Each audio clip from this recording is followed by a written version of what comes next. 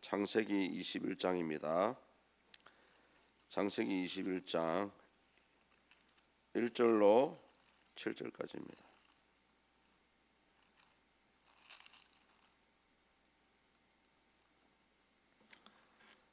창세기 21장 1절로 7절입니다. 여호와께서 말씀하신 대로 사라를 돌보셨고 여호와께서 말씀하신 대로 사라에게 행하셨으므로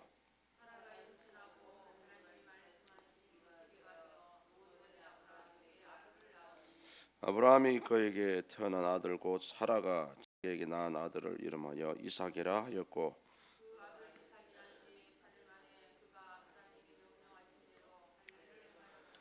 아브라함이 그의 아들 이삭이 그에게 태어날 때에 백세라.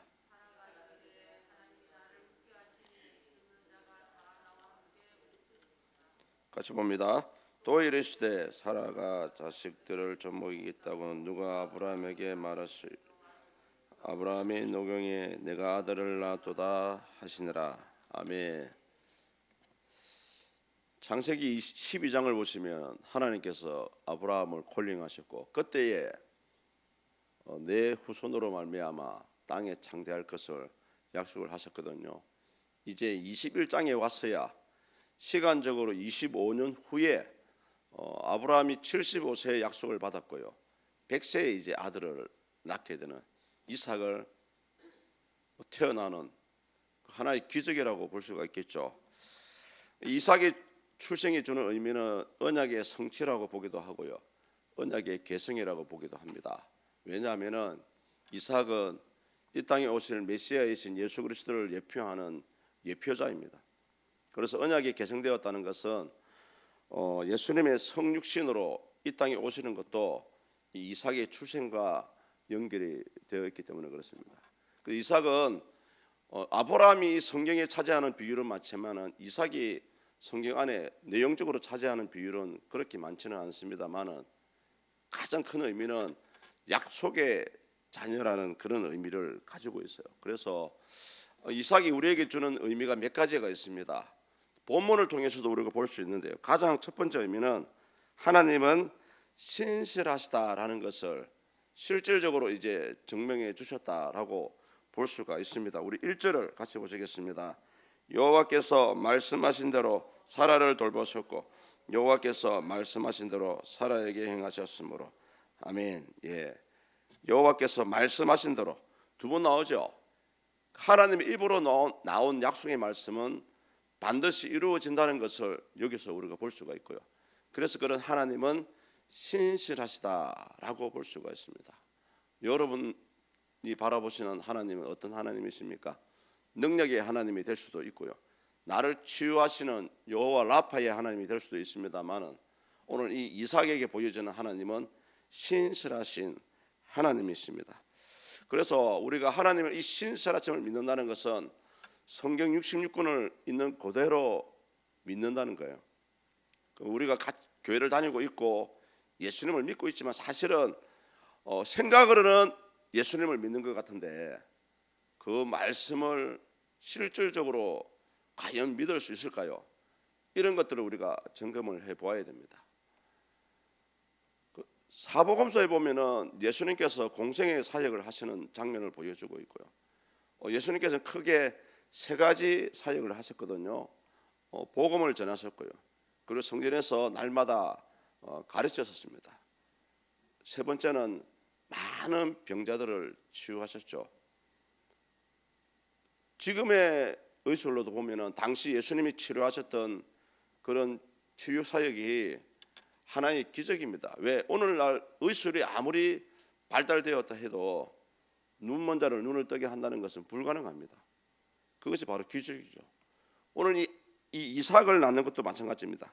이삭을 낳은 것도 하나님의 계획 속에 있었지만은 하나의 자연 질서를 뛰어넘는 초자연적인 하나님의 기적이라고 볼 수가 있죠.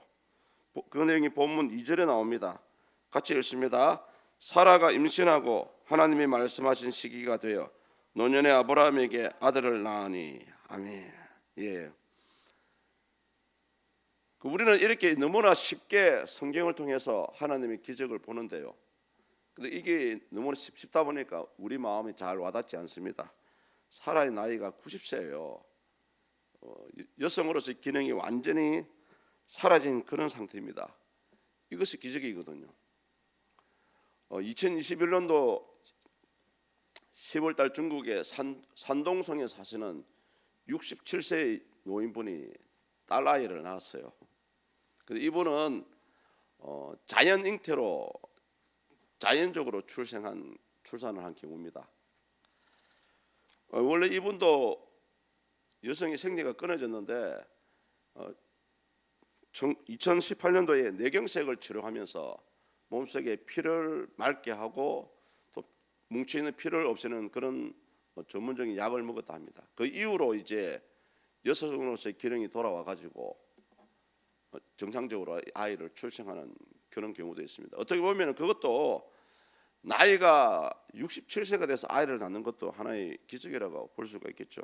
지금도 살아있어요. 그 아이도 잘.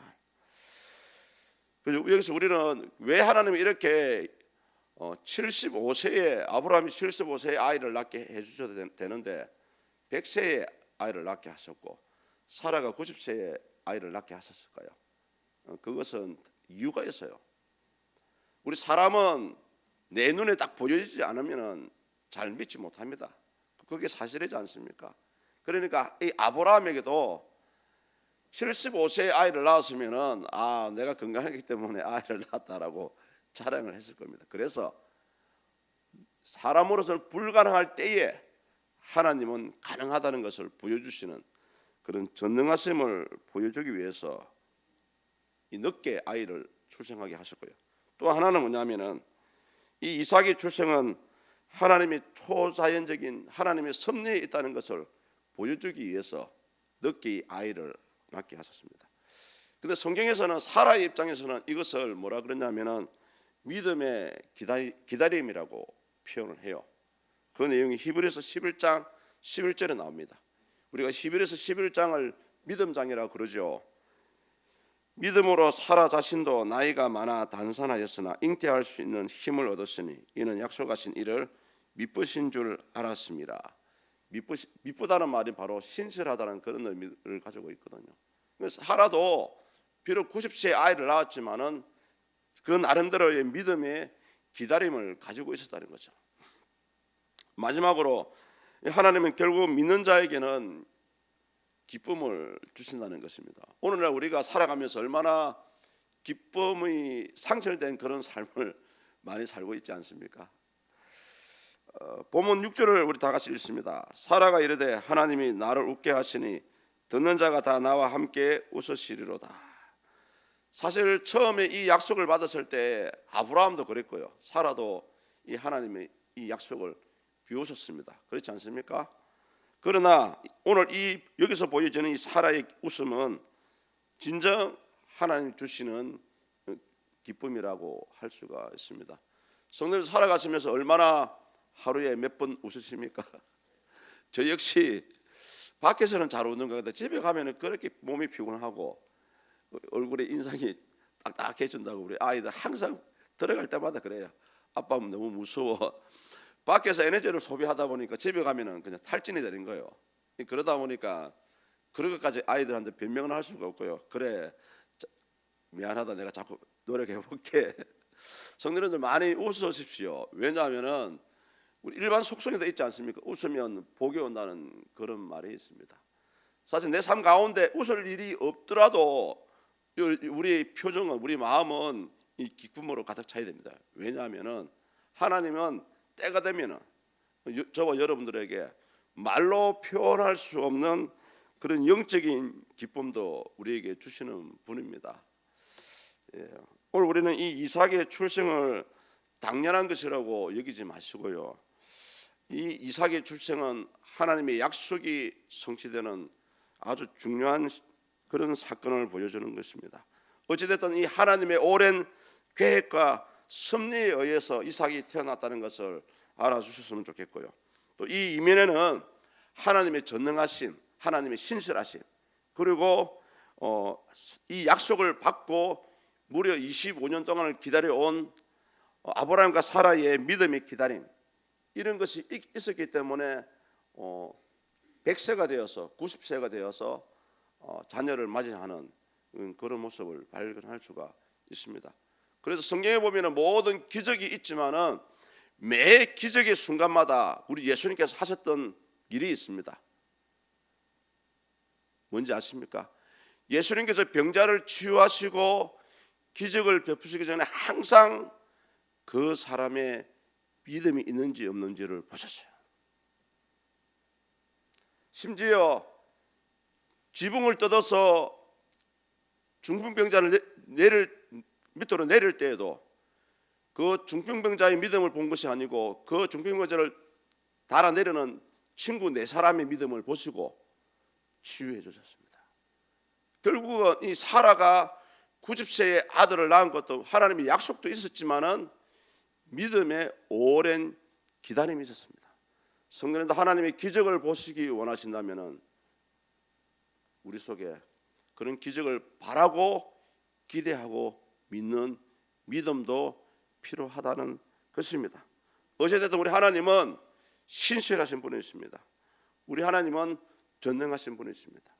그래서 여러분 삶 가운데 이런 기도를 좀 드렸으면 좋겠습니다. 하나님, 저도 하나님의 계획과 섭리 가운데 있기를 원합니다. 또 하나님 그 섭리를 통해서 선하게 사용되어지는 나의 남은 내 인생이 될 수 있게 되려고 이런 기도를 드려보는 이 아침이 한번 되었으면 좋겠습니다. 기도하시겠습니다. 하나님, 우리 하나님은 오늘 인간의 자연 섭리를 떠나서 초자연적으로 사람이 도저히 아이를 낳을 수 없는 100세에 또 90세에 이삭을 태어나게 하셨습니다. 이것이 바로 하나님의 전능하심입니다. 또 사라는 이런 하나님의 약속을 믿음으로 25년 동안 기다려 왔습니다. 하나님 아버지, 우리가 이 장면을 통해서 과연 나도 이러한 믿음을 가지고 있는지를 돌아보게 하여 주시고 우리 남은 삶이 하나님이 기하신 계획과 섭리 가운데 있기를 소망합니다. 특별히 이 서문의 공동체도 주님 기억해 주시고 우리 20년 넘게 수고하셨던 김용숙 목사님 은혜 가운데 귀한 사역, 귀한 삶을 잘 마무리할 수 있도록 하나님 아버지 건강을 허락해 주시옵소서. 지금 어려운 가운데 병원에 있습니다. 하나님 불쌍히 여겨 주시기를 기도합니다. 또 아버지 이 교회를 앞으로 영적으로 이끌어갈 수 있는 영적 지도자를 구합니다. 하나님 사명감에 불타는 자가 세워지게 하시고 변함없이 하나님 사람으로 쓰임받는 또 세워지는 하나님이 보내신 자가 세워질 수 있도록 주님 역사해 주시옵소서. 부족한 영을 붙잡아 주시고 이 귀한 남은 사역을 은혜 가운데 잘 마무리할 수 있도록 힘을 주시고 능력도 허락하여 주시옵소서. 특별히 청빙위원회 11분의 영육을 주님 붙잡아 주시기를 기도합니다. 늦은 밤까지 아버지 세우신 자를 보기를 위해서 수고하며 애쓰는 가운데 있습니다. 함께 기도하게 하시고 함께 기도하는 마음으로 주께서 예비하신 자를 발견할 수 있도록 역사하여 주시옵소서. 질병과 아픔과 고통 가운데 있는 연약한 우리 믿음의 성도님들을 기억해 주시옵소서. 병원에 입원해 있는 분도 있습니다. 또 약물로 치료하는 가운데 있는 자도 있습니다. 하나님이여 이곳에 오는 자마다 하나님의 살아계심을 보게 하시고 하나님의 기적적인 치유하는 역사를 체험하게 하여 주시옵소서. 감사합니다. 예수 그리스도 이름으로 기도드립니다.